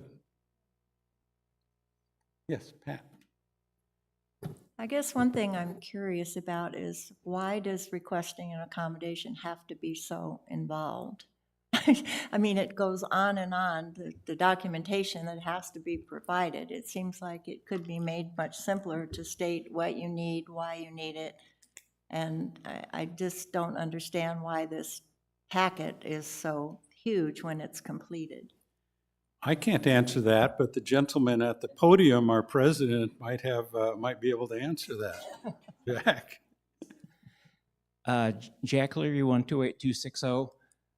The accommodation was set up as a way to make sure that there are conditions in the RR&Ps that the RR&Ps can't anticipate, and that they could never be written to adapt to. So the accommodation was written, one, to get rid of exceptions, because exceptions historically ended up living forever and ever, and every club thought that if one club got the exception, then they should get it too, so they just started doing it. So the accommodations were written to help control that process, and to actually make it a process whereby people could think about what they were requesting and then write down what they were talking about. Now, part of what, to Casey's point, is that if a club has a specific topic and it can only be understood by that club, then it's incumbent upon the club to make sure that they write it in such a way that mere mortals can understand what is going on, what they're requesting. So there has to be some amount of explanation that is done to help do that. So the process is not to make it difficult, but it is there to make sure that you are very clear on what it is that you're asking, that you understand why you're asking for it, and that you are sufficiently explanatory so that everybody understands and gets it with what you're trying to do. So that's really all it is. We appreciate that Hey, input. Jack, just a really quick question. Do the clubs, or you, Casey, do they say, talk to your liaison first, get some help from your liaisons? Obviously, I don't know all the clubs and stuff, but I certainly have the ability to go after the assets and the people that I need to. Do they kind of say, talk to your liaisons, let them help you a little bit? I mean, that's part of the role of the liaison. Okay. Is to help be that interface between the governing board and the clubs, but also with Casey, is to help out Casey as well. Thank you. Last year's committee did that, not me, last year's committee. Thank you, Jack. David? Just the same thing I was thinking is the liaison should, if this is the form that would help people, it should be the liaisons with the clubs to let them know that it exists and to get it to them, or the final form, get it to them, or have this, let them know that Casey has this and get it from her. So just a suggestion. Good suggestion. Any other comments? We'll blame it on Casey.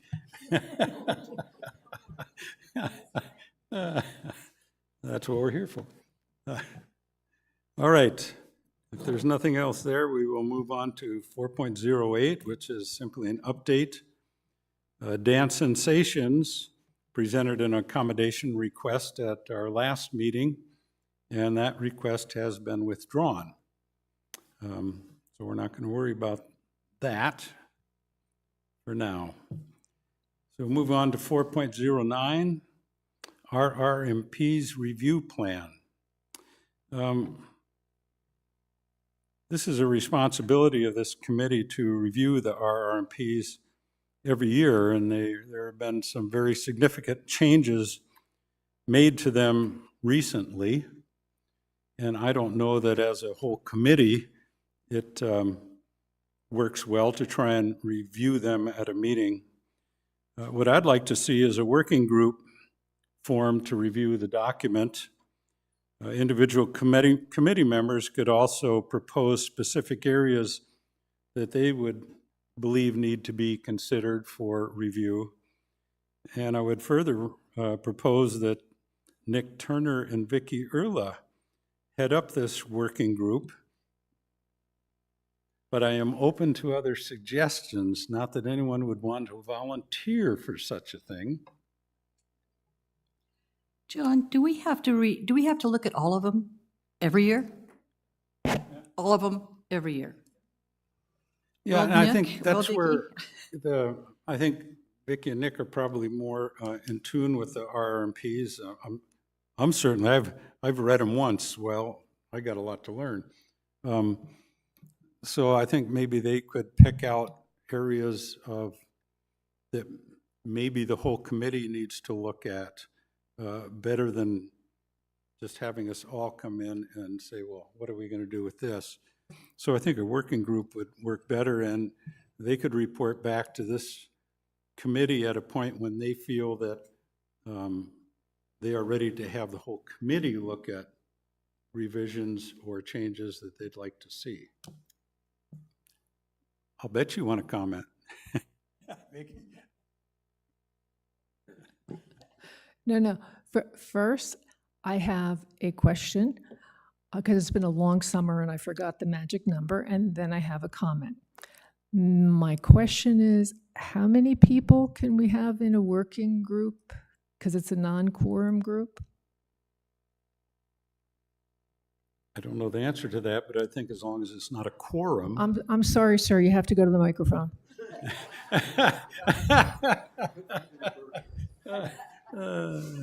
Ooh, burn. Jack? It has to be a non-quorum, and if you've got 9 people on your committee, then that number is 4.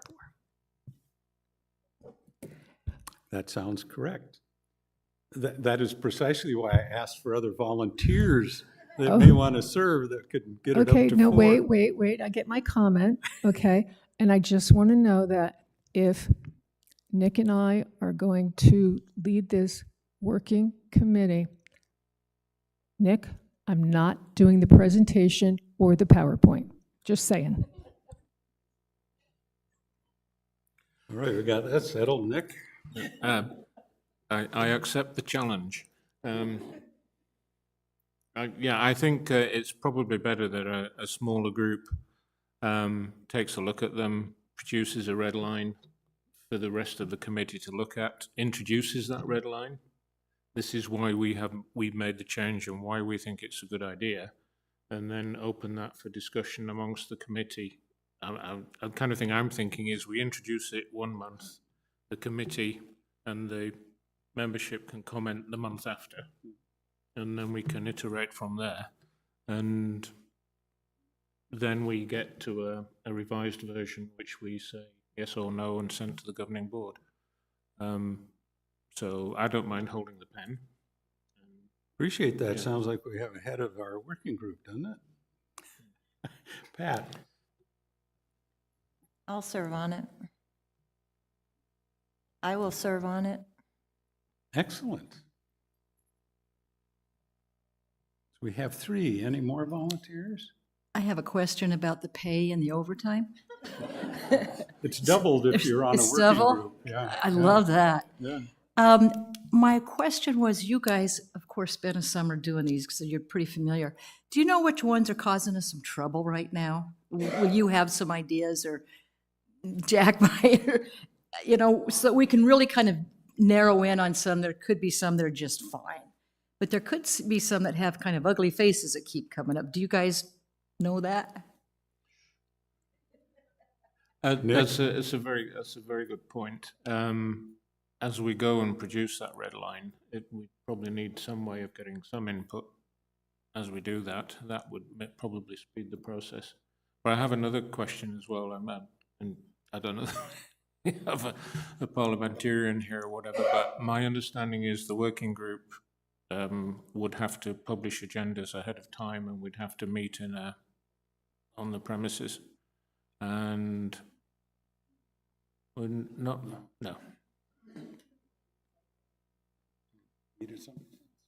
If it's less than a quorum, you do not need to publish agendas, and it's not a regularly scheduled meeting, so we do not have to have agendas. But you should sit someplace on association property. Thanks, Jack. So we have 3 members at this point, or any other volunteers? I'll volunteer. David? But I also have a question for Casey. Do you get complaints? Would that you be a place that, or a source of people complaining? And if it keeps coming up, like it was mentioned? I get complaints every day. But if I have to refer to the RR&Ps, we work it together. I don't have this thing memorized either, but I know how to use it, and I know how to use my resources. So there are sections. The accommodation piece is very, very new. So, I have pieces to learn in that without a doubt. As we kind of progress with reciprocity, that comes up every now and then with some issues. I can definitely work out those details, but it becomes pretty challenging for the clubs because that's a lot of work on them. What can I do to help them? I do everything I can if I have the right people that I know. or the folks that are in the office with me. If you can magically get everybody to behave, that would be really good too. We're old. Spread the word. But we're not all old. We're old. We don't behave. Well, remember how I talked about disciplinary last time? Add 3 more to that. All right. Well, I think we have our 4 volunteers. Yeah. We have Nick and Vicky and Pat and Dave. So I will leave it up to the 4 of you to decide when and where you're going to meet, and keep us appraised at our future committee meetings, and we'll go from there. Thank you very much for agreeing to do that. We won't put a time limit on it. We'll just go with it. How's that? All right, moving on to 5.01, committee comments. Well, let's start with Nancy. Start and end right here, huh? One thing I would like to ask of our committee members, if you haven't been over to the Clay Club and the Copper Club and the Porcelain Painter's old room, please go over and walk it. You know, go over and see it. It's kind of hard to make those decisions without going in there sort of a busy day and seeing what those clubs are going through. And my other question is for our director here. I've read through these. They're pretty exciting. Hoping to get a movie out by next year. What else do you want other members to do while these guys are working like dogs? Is there anything else, or we'll just go golfing? Well, as you read through them and review them, if there's areas that you think are conflicting, or the nomenclature isn't good, or you just think they don't belong in the RR&Ps, whatever comments you may have, just email one of the members on the working group, and so they can at least address that. Vicki. I would suggest that it would be a good idea to touch base, since Nick and I were amongst the people in the room where it happened, or all the discussions that took place and decisions got made, et cetera, et cetera. One of the biggest things I think that everybody new to the committee needs to understand is why it's constructed the way it's constructed. So buy me a cup of coffee. I'll explain it all to you. Maybe Goes for late in the day. anybody who wants to know. Sounds like a plan. Thank you. David. I think everything's been said, I've said everything, and you too. Thanks. Hey, thank you. Vicki. I think I've said quite enough. Nick, any comments? Yeah, it's just as we go through this, I mean, the Charter Clubs Committee, Properties Committee, Governing Board go through their discussions about room changes and space, and requests for expanded accommodation. As a member and an officer of a club that several years ago went through a room change and then a day of the week change in order to go back to more suitable space, there is a risk that it gets very emotional very quickly if the messaging isn't right, if the listening and the talking and the communications are not right, even with the best will in the world. Things can get a little bit difficult and emotional. So I would just counsel the 3 clubs involved and the administration, keep the lines of communication open, over-communicate, involve everybody all of the time, and so that there's a greater understanding of what's happening, and people's needs can be taken into consideration and account in the full and proper manner, because everybody wants the best outcome for all of the clubs, and nobody's picking on one particular club. And so that's all what I would say.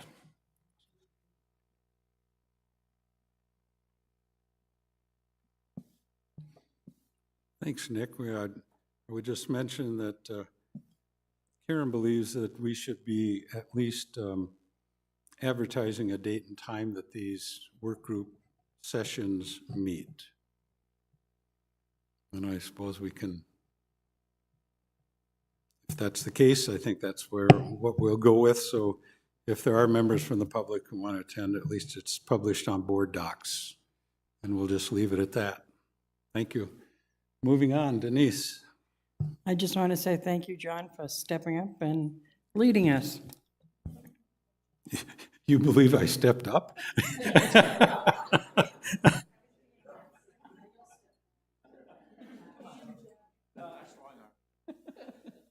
Pat, please. Okay, I guess I'm curious why, what she just said. If it's not a quorum, help me understand. It's a quorum, but it still should be on board docs so that if people want to look it up and see where this meeting is and at what time that they could attend.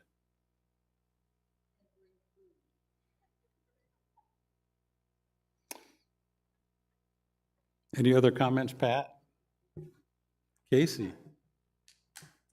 My only thing would be to the committee. I'm going to be sending out all of your contacts this week, so you'll have that. And then I don't think there's any golf clubs out there, but they're not listed. But I do go to all the golf council meetings as well, and I help be their liaison, if you will. So just wanted to add that. And I will say that I'm just happy to be here, and I thank you for allowing me to do this, and I look forward to the next year to see how things go, both on the Board of Directors and at the Chartered Clubs Committee.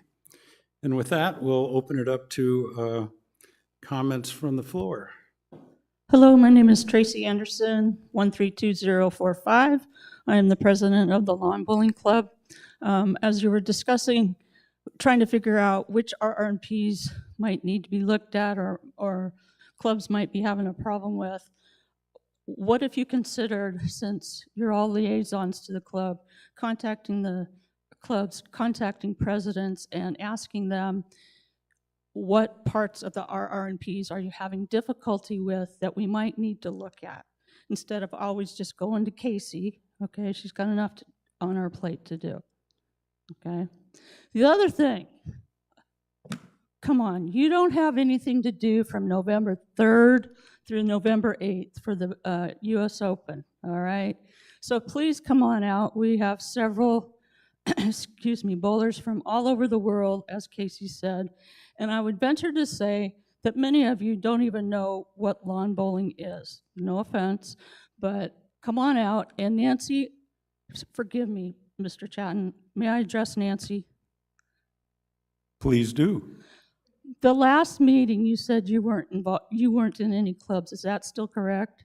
That is correct. Okay, well, I suggest that you come sign up for our free lessons at the club, and we'll give you 2 free lessons. You decide if you want to join or not, okay?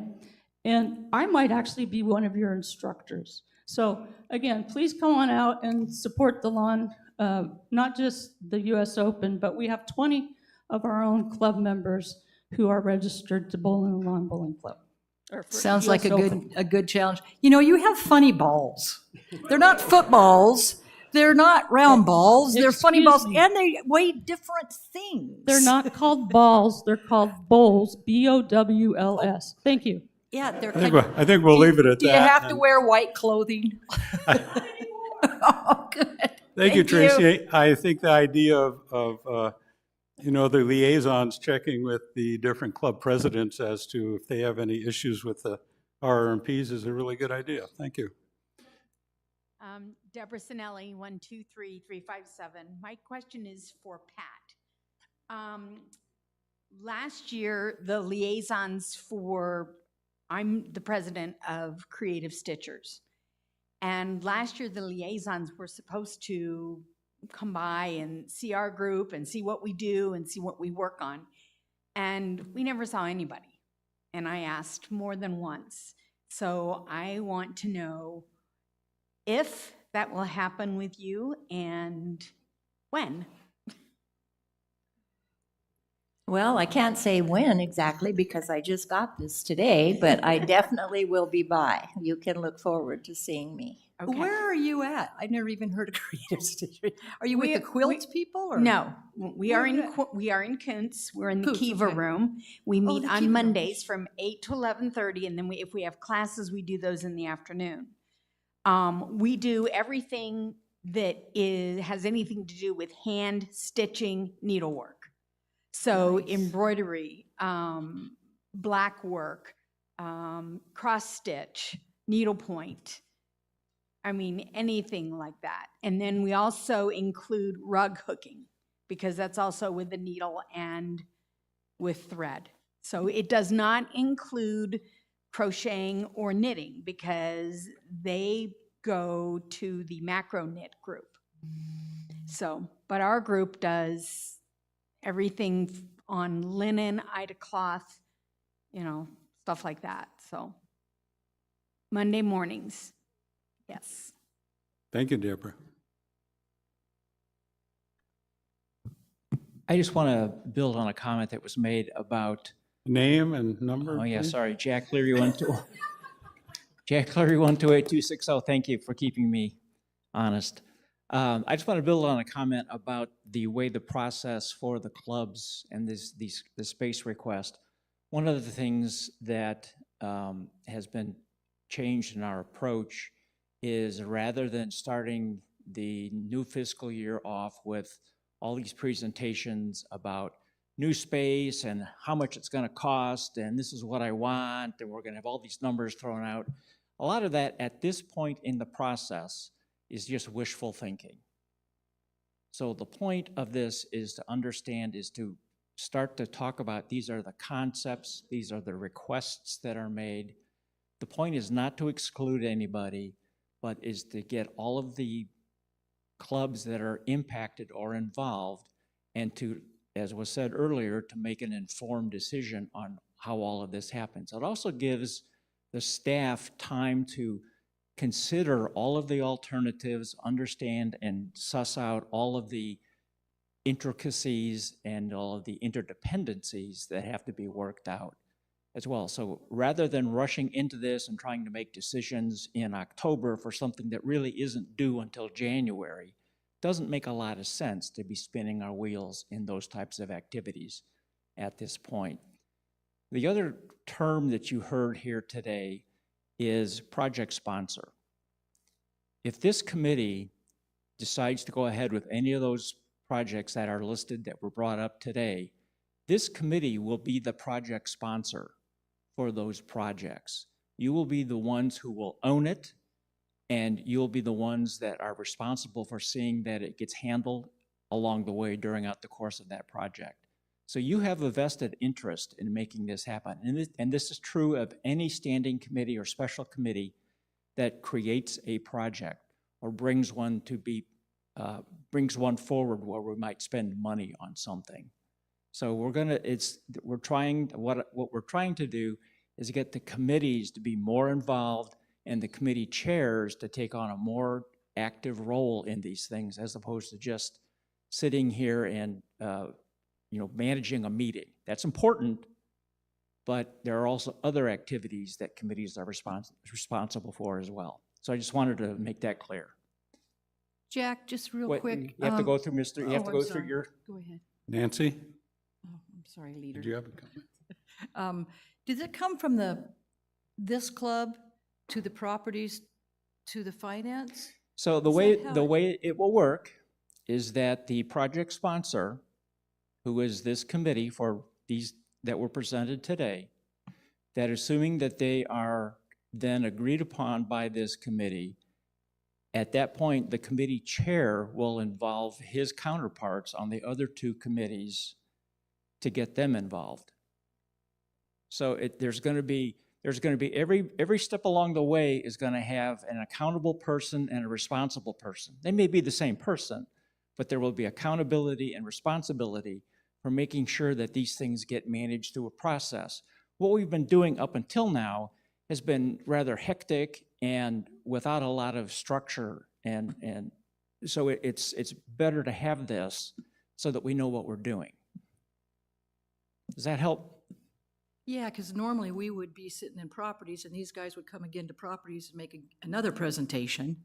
And, you know, Carl would hear it. And I guess the same presentation came here and then everybody went to the finance place. And that will still happen. That will still happen because assuming that this committee agrees on a project and the committee chair and the committee will decide, okay, that definitely has to go to properties or to BNF, and it may have to go to properties. This is one that does. And then the committee chair will work with his counterparts, and then those same presentations will be made, but they will be made in a logical order, not just all at once, which is what was happening in the past. So you never knew who was on first.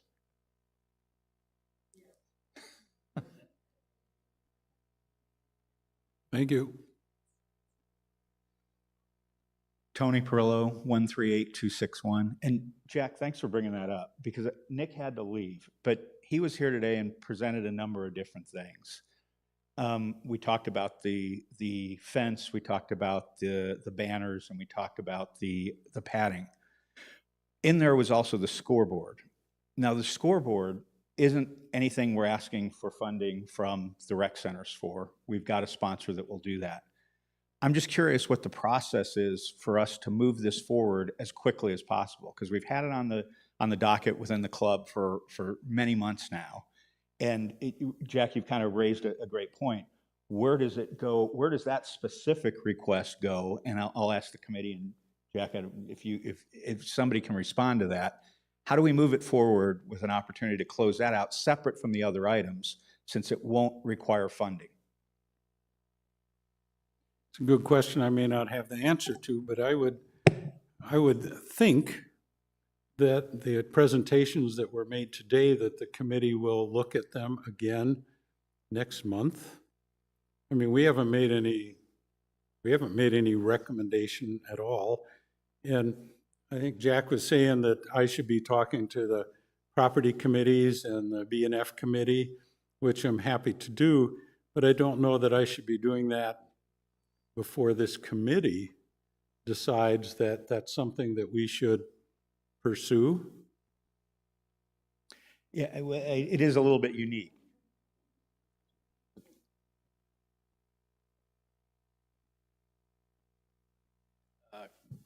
Cliff Swan, CFO.